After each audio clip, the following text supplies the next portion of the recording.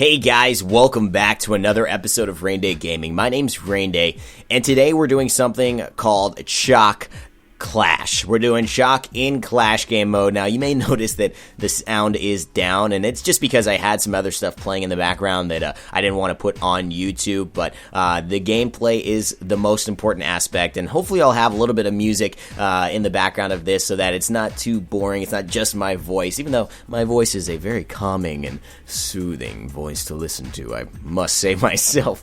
But a lot of you guys have been asking about a Chaac gameplay, and been looking to see some Chaac action outside of Arena, which is kind of interesting because most people ask me for Arena stuff. You guys have been asking for a Chaac Joust, a Chaac Conquest build, so this is a build that you can use in Conquest. This is a build that you can use in Clash. This is a build you can use in Joust. This is a build you can pretty much use anywhere outside of Arena. You can probably even use it in Arena because the differences in Arena are relatively about, you know, how you build. When you build certain things, such as boots, are pretty much typically the first item always seen in Arena, whereas in Conquest, it's really not the same because you have a little bit more of a slower pace. In Clash, you can kind of go with the starter item as well, and with this kind of build, it's more of a Bluestone Transcendence build. So Chaac is meant to do a lot of damage with this. Well, you'll notice if you even look at his abilities in the beginning of the game, he does a lot of damage, base damage. He does a lot of high, like, basically damage abilities just from his base damage. So it's like 320 damage, I think, for his axe. As you see the Xbalanque pushing me away here. I'm trying to stay in lane, but you know, I'm being really safe. I'm being careful. I play this enough and just saying, you know, let the tower kind of take some of this. Let me not take as much fire, even though I end up taking some of the minion fire at the end, which kind of negates that whole thing. But you see the first blood goes down there, killing the Thor. The Aphrodite on our team takes her down, which is exactly what we wanted. But this build, this Chaac gameplay is basically show you kind of Chaac in like that kind of carry role. He's a guardian, he's super tanky, and if you just put Stone of Gaia on him, he'll be able to survive a lot, especially if you don't have a character like a Scylla against him who's like really focusing, trying to lock him down with her Sikkim and just keep him in place. If Chaac can kind of run around and kind of wreak havoc, throwing his axe, you know, slowing people, gaining protections from his number 2. It really just makes Chaac a formidable opponent and someone who you just don't want in your face. It's like, it's really annoying, and I think that's kind of why people like Chaac, because he's pretty safe. You know, you can really heal up a lot, you can maintain a lot of damage, you can have a ton of sustain with Chaac. I mean, honestly, with an Aphrodite on your team, you can literally go from being bursted down completely to full health in a matter of seconds. You see me kind of pressuring the backline there, throwing my axe, and you see the Bluestone damage ticking off onto the minions every time I use an ability, and that's pretty strong. I see here the Xbalanque basically in huge trouble, so I go ahead and hit him with a basic attack to secure my first kill after silencing him and causing a big amount of damage to basically take off all of that Geb shield with my ultimate. So you see my level 1 ultimate there, basically taking away pretty much all of Geb's level 3 shield that he's got taken apart there. So Geb comes around the backside trying to get the Aphrodite, but luckily she misses, or Geb misses. I don't know who missed in that, but I was just telling her to be careful there, and then I'm out of mana, so I need to go back. Despite the health I have, with Chaac will always have really good health. Sometimes the mana he has some mana issues. Now, typically Chaac can cast abilities for free. You could actually stay in lane with Chaac forever pretty much because of the fact that his passive allows him, after 5 basic attacks, to go ahead and cast an ability for free without any mana cost. The only thing is I found it a little difficult, and I found it like you got to really pick your moments because with Transcendence you want to kill the minions pretty quickly, and in Clash it's so tight, it's so close, everyone's going to be poking you, so there's a lot of poke coming from a lot of different characters. As you see the Alquan getting the slow onto the Thor, and I go ahead and try to chase him because this is a good opportunity. He's definitely not in a good position. He's used his hammer already, but he goes ahead and stuns me. Nice play. The Geb defending and pretty much running depth down below his comfortable health threshold, so he decides to retreat. But as I was saying, it's kind of difficult because you see here, if I step in front too far ahead, try to get these basic attacks, you know, I'm getting hit with Chiron's Transcendence. They're in the tower, so I'm pretty much just trying to clear up these minions as soon as possible, not necessarily hit a couple basic attacks or hit 5 basic attacks and then go ahead and get my mana cost for free on my next ability. So it's one of those things I found where also because I'm stacking, I want to kill minions quickly. I don't want to waste it. It's just one of those things that you have to kind of think about that, you know, I was thinking about. As you see the huge aggression here onto the Yon here, I go ahead and return the favor with my ultimate, and actually with my hammer, I'm able to go ahead and kill the Xbalanque for my second kill here. I'm 2-0, and I'm kind of getting fed. Now, in Scylla's defense there, she did a good job, and she did try to come at me in the right way. I was in a bad position. If she would have landed that Sikkim, I would have basically been set up for the kill, but she didn't, and so now she's in a bad spot. She's forced to retreat, no one able to follow up because I don't have a lot of health, but you see now, I'm at half health, and I go ahead, Scylla, you stayed too long, baby. Unfortunately, I'm going to throw you with that hammer as well. I try and go around, but I'm taking a lot of minion fire, and I notice if I come around the backside and Geb really notices me, that could be an issue. So I decide to go around, and then I see, you know what, Geb went the other way. I have actually the ability to go. I see the Xbalanque actually come at me, and because Geb, I know, is looking to probably retreat or focused on another target, I actually use my number 2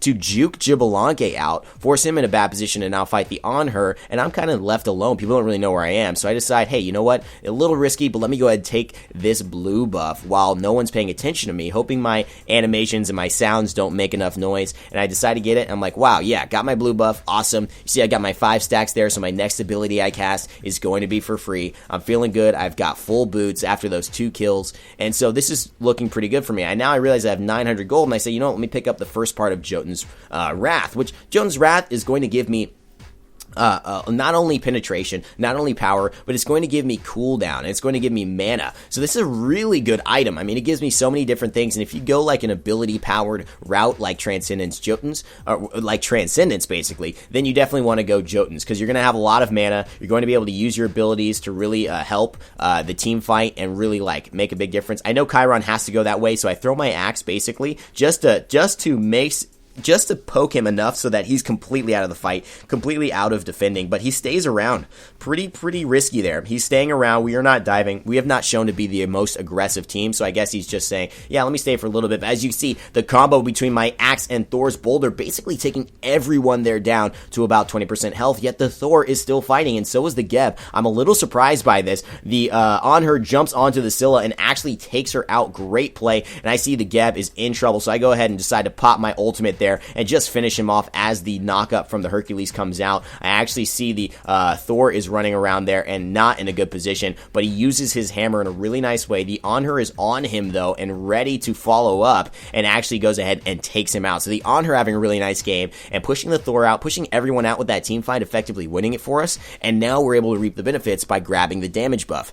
Now, unlike Arena, Clash is really interesting because when you win those team fights, you don't just go back to your base and reset. You actually get this huge advantage by taking other buffs, getting more experience as a team, and taking objectives. So with Clash, you have much more of an ability to snowball because of the fact that you can steal objectives after big team fights means that you can really capitalize on your lead, whereas Arena is really more of like a team fight experience. And look, the On Her gets really in trouble there, and he's done so well. I want to go ahead and save him. I block all of Xbalanque's basic attacks towards him, and I basically peel for him as he's running away. And now this obviously hurts me because I'm going 3-0, but I basically get a sorry from On Her in the chat. And you watch the chat now, I'm basically saying, no problem, man. I'm saying, okay, I was trying to peel for you, just doing my best to help keep you safe as I am a Guardian role. And the On Her actually goes ahead and notices that and says, thanks, bro. And I haven't played with this On Her, but now we have a good vibe. We have a good, connection. And this means that our team is feeling good about each other. He feels good about me. I feel good about him. He knows I'm there to protect him. And so he's going to feel more confident to continue doing his best, even though he got caught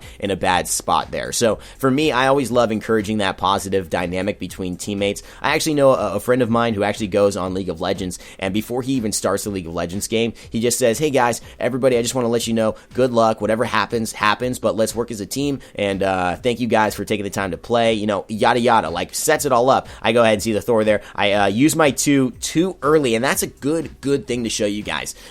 Using my 2 too early, I actually am not able to, and you see I use my ultimate there to secure Geb not being able to roll out, and enough time for me to throw my axe and finish him off. That ultimate being huge, 3 seconds of silence, which means they can't use their abilities for 3 seconds. So I knew, and then with a huge throw there, catching the Xbalanque with too much damage. I think 320 plus whatever my physical power is adding on to that. And of course, look at that, 335 damage, slowing the Chiron. I'm basically almost about to kill him, but you see there, he knocks me back with his dash. As you see how potent that dash is, you're just not going to catch up with that Chiron. I've shown you guys a lot of Chiron games, and if you haven't seen them, go ahead and check my channel. I've got a God Guide on Chiron, I've got a Clash gameplay with Chiron, and I've got a kind of preview God Guide that showcased Chiron before he actually came out. Frostbound. So all of those are really good resources if you're interested in Chiron. But you see the team fight taking place here. A driving strike from Hercules brings the Geb into a mortal range and actually takes down the Geb. A fantastic ultimate from Coco Khan disrupts the team energy here, and we're trying to push this left side, but the Xbalanque's clear is really strong. Of course, Xbalanque, even at level 10, once he's got a couple items on, really strong push, but the Hercules driving strike misses after a great pluck,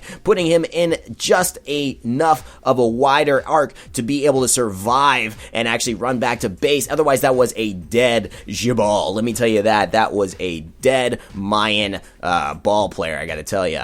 And I have been to the Mayan areas of the Yucatan in Shamash. They wouldn't have been happy about that, but he was for sure dead. Let me tell you that. And I go ahead, try to get the silence on Scylla, but I do hit the Thor, which helps. And of course, that damage from the Bluestone going to take out the Thor. What a great opportunity to showcase how strong Bluestone can be. And again, Thor missing the key target there, Scylla. Now, you see the Bluestone there. I don't have enough damage coming from the Bluestone before she gets back into her base to actually kill her. Now, that's the big issue there.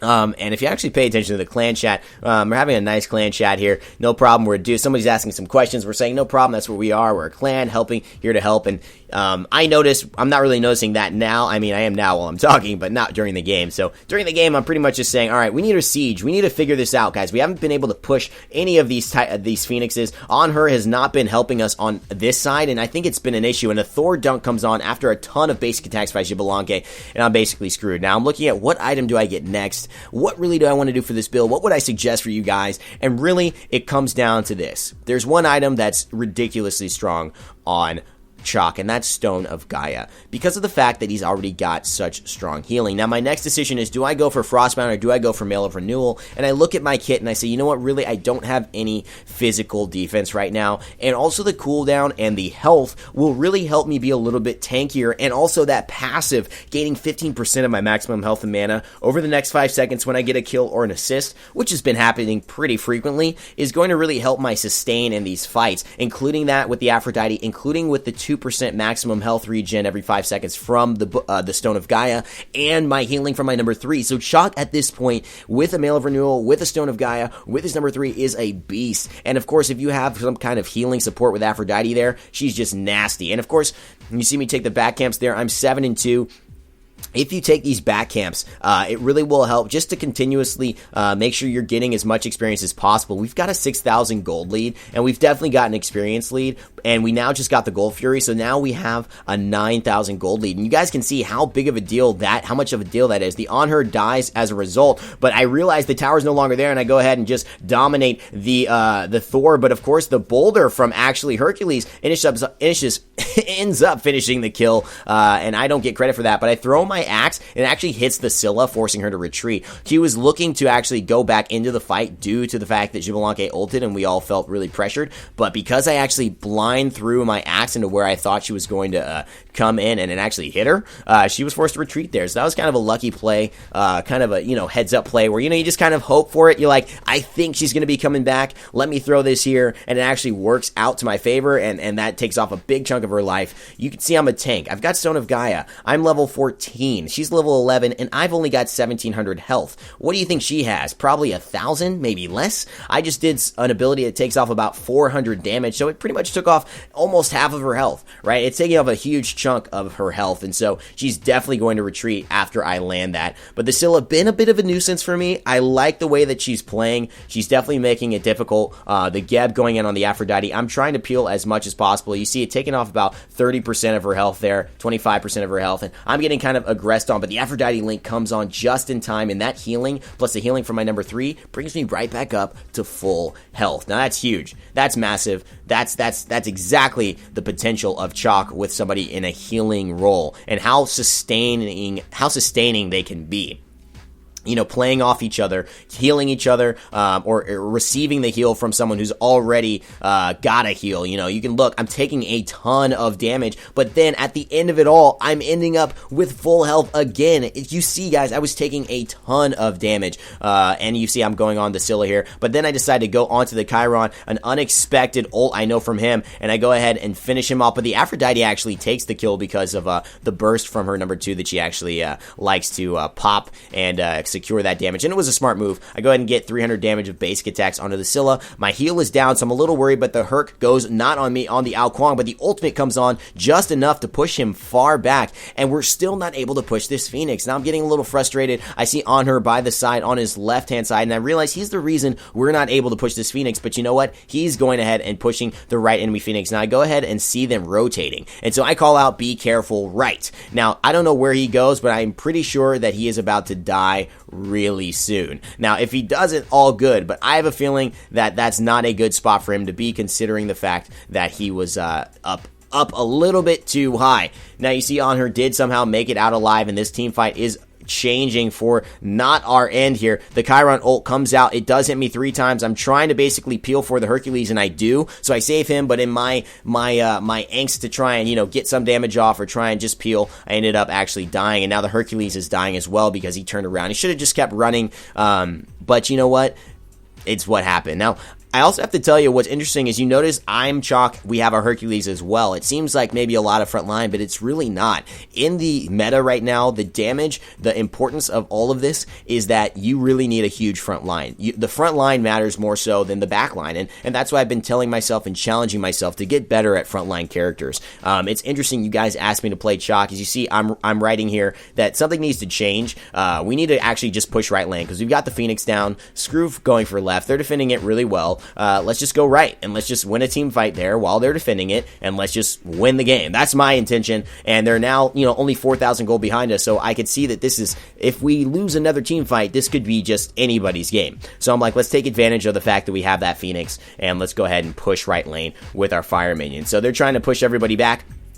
The Thor gets out with a nice hammer. But again, what I was saying is that it's good that you guys asked me to play Chaac because I've been playing this guy and learning a little bit more about how to really affect the game, how to secure kills, how to use your abilities to survive. And again, that 3, you really want that to be something that you bring out to chase or to run away or to heal up, especially, you know, and those 3 situations are really what you want. You don't want to just spam that. If you're chasing someone and they're close to you enough and it's going to slow them down, great. You know, if you're going to, you know, put up a situation where you throw your axe out and then your number 3 comes out as well, making sure that the area where the axe is also gets a rainstorm and slows people in that area, such as where it might be right now. As you see, I decided to go behind the enemy lines here. I have my ultimate available. I throw my axe out, and look, actually you can't see it here, but near my axe right now, there is a rainstorm where Xbalanque is standing. That's slowing him. That's putting him in a bad spot. Knowing he was going to have to retreat to that area, I decided to use my number 3, not only for the healing, but the fact that he was going to be put in a bad spot there. I go ahead and get the kill onto the Geb, and now we're focusing onto the Scylla. I'm hitting a couple of basic attacks, and she goes with her Sentinel, but it's not enough. The Ao Kuang ultimate comes out,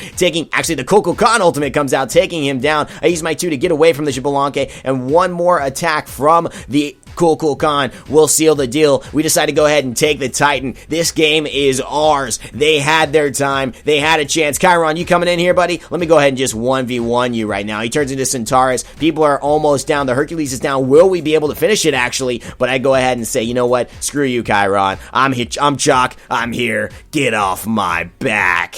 And we go ahead and secure the win. 8-3 and 9. Chaac Clash gameplay here. And it was a good game. I really enjoyed it because it was a good showcase of how Chaac, again, can be built in these games outside of Arena and how that can make a difference. How that little Bluestone damage, how the Transcendence stacks and having those abilities up, having the mana available to continuously heal, getting that Stone of Gaia so that you have that presence in the team fight, and also that Mail of Renewal so that when you get that kill, you can go right back in and keep disrupting the team. How those silences can be huge from making sure that people don't get away or don't use their movement escaping abilities so you can finish them off or your team can seal the deal. As you can see, this was a very fun game for me to play, and as you can see, we're all levels 16, 17, and way higher than them. I think the reason we won mostly is because we had more peel, and they only had a Geb. So anyways, guys, that's it for me. Thanks so much. As always, never give up, never stop gaming, and I'll see you guys next time.